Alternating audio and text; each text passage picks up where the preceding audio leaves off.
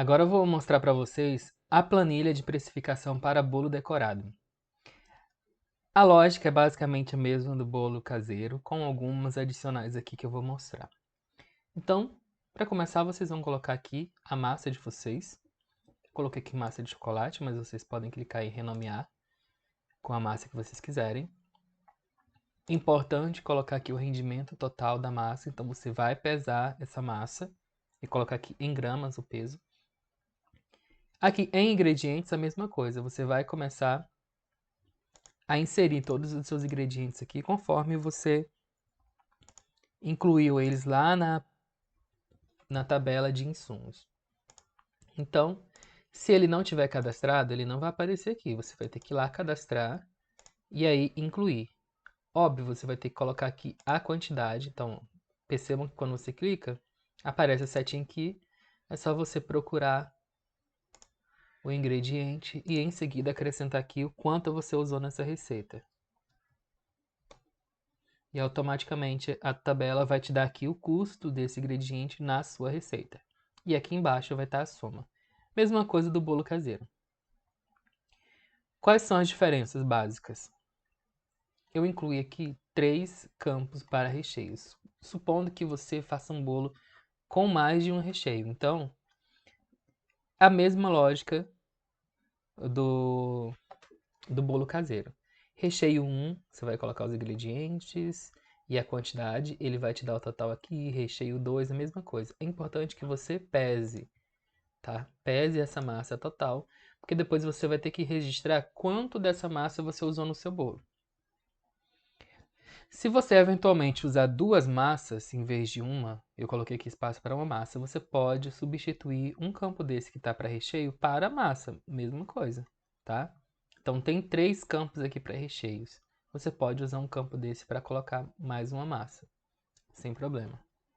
Então, se você não usar 3 recheios, o seu bolo é com um recheio só preenche um campo de recheio, deixa os outros sem preencher, não vai interferir em nada na sua conta no final.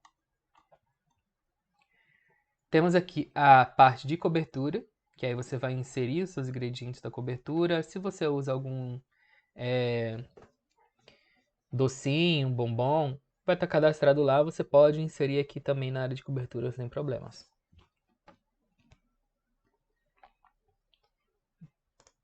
Temos a parte de embalagens e acessórios, que eu já mostrei como funciona, então você vai procurar o que você cadastrou lá na sua tabela de insumos, colocar a quantidade que você vai usar aqui. Então, supondo que você, por exemplo, vai usar suporte, você vai usar canudos de plástico para poder dar suporte ao seu bolo, caixa de transporte, tudo você vai ter cadastrado lá. E aí você vai buscar aqui em embalagens e acessórios. E você vai ter o total aqui também na parte de custos. E aqui nós temos a soma do custo total do bolo, o custo final. Esse campo aqui é só para você ter uma noção do custo do quilo do bolo, caso você precise, mas ele não interfere no cálculo final do seu bolo, tá? Se você não preencher isso aqui, não vai ter problema. Se você quiser preencher, você pode pesar o seu bolo total quando ele estiver pronto e ele vai te dizer quanto custa o quilo do seu bolo. Preste atenção, é quanto custa, não quanto você deve vender. É só para você ter uma noção. E aqui nós temos a descrição de cada item que vai somar para gerar o custo total. Então eu tenho massa. Você vai colocar aqui quanto de massa você usou no seu bolo. Então, digamos que você usou, eu coloquei aqui 1,2 kg, que é 1.200 gramas. Recheio 1, recheio 2. Se você não usou nada de recheio 1, 2, recheio 3, não tem problema. Percebam que aqui tem um número, ó. Mas como aqui em cima não está registrado nada, não interfere no valor aqui embaixo, tá vendo? Tá 0, 0. Não tem problema. E aí vem aqui embalagens e acessórios, eu não preciso mexer nessa linha, porque ela vai puxar automaticamente o valor que está aqui. E mão de obra, eu só preciso colocar aqui quantos minutos eu levei para produzir esse bolo, tá? Então coloquei 1 hora. 60 minutos, ele já vai me calcular aqui certinho quanto eu gastei de mão de obra para produzir esse bolo. Aqui mais uma vez tem a parte de DRE, a precificação do bolo, você vai colocar a margem que você deseja. Essa é a parte mais importante, que a gente vai definir o preço que a gente vai vender esse produto. Então, você vai colocar aqui qual é a margem de lucro que você deseja obter. Preste atenção, essa margem de lucro eu não estou calculando em cima de quanto eu gastei. Eu estou calculando em cima de quanto eu vou vender esse bolo. Essa é uma diferença crucial na hora de você precificar, porque se você for usar como referência aquilo que você gastou, nunca você vai ter de fato 30% de lucro, porque, preste atenção, é uma porcentagem em cima de um valor inicial, fechado. Se você leva em consideração 30% em cima do valor que você produziu, quando você vender, você não vai ter 30% do preço de venda. Tá? Então, leve isso em consideração. É 30% em cima do valor final do produto para a venda. Aqui em rateio para os custos indiretos é a margem de contribuição que você vai definir para esse produto. Então, você pode usar aqui como base a porcentagem que você conseguiu chegar aqui nessa aba de custos indiretos, ou você pode colocar um valor aproximado, não tem problema, tá? Então, importante que você defina quanto do preço de venda vai ser para pagar seus custos indiretos. Então, digamos que você coloque aqui que seja 15%.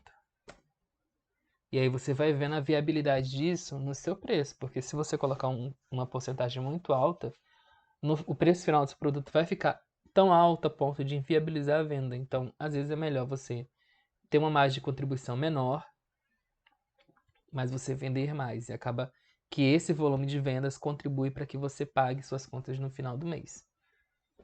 Então, é importante que você coloque aqui para você saber quanto do seu preço é para cobrir custos indiretos, que são água, energia e tal. Aqui, o sistema da planilha já vai te dizer quanto é. 15% do meu preço de venda está sendo R$ 6,60, que margem de contribuição.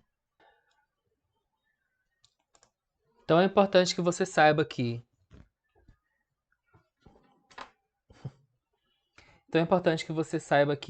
tanto o rateio para os custos indiretos, quanto a margem de lucro, quanto a mão de obra, são valores que você acaba tendo que decidir e que eles influenciam diretamente no quanto você pode vender o seu produto. Isso é uma coisa que você vai ter que definir, não tem uma regra exata.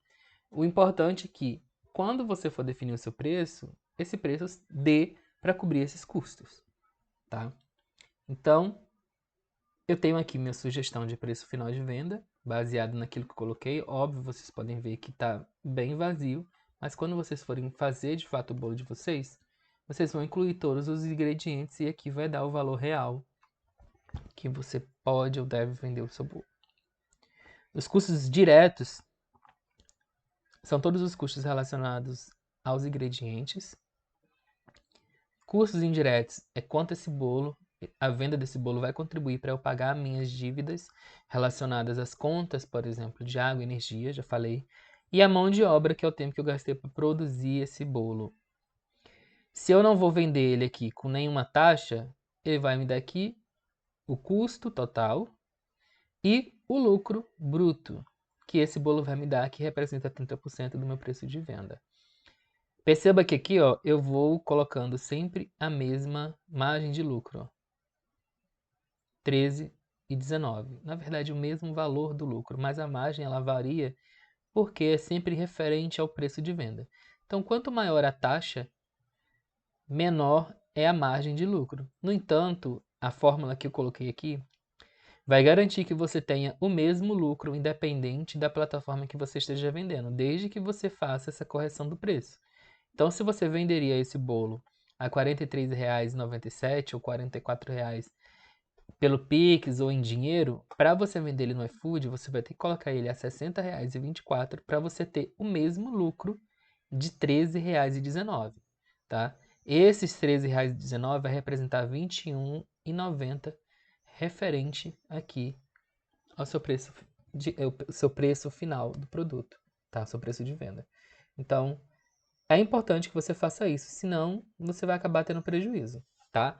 Perceba que aqui, ó, eu coloquei taxa de máquina e delivery. Você pode ver, num produto de R$ 60,24, 27%, que é a taxa do iFood, vai custar R$ 16,26. Não é pouco. É muita coisa. Então, se você não faz a precificação correta, o iFood acaba pegando aqui, ó, parte do seu lucro. Porque perceba, num preço de R$ 60,24, a taxa do iFood é maior do que o seu lucro. Compreende? Então, por que a precificação é tão importante? Enfim, se vocês tiverem alguma dúvida em relação a isso, vocês podem me mandar mensagem e perguntar.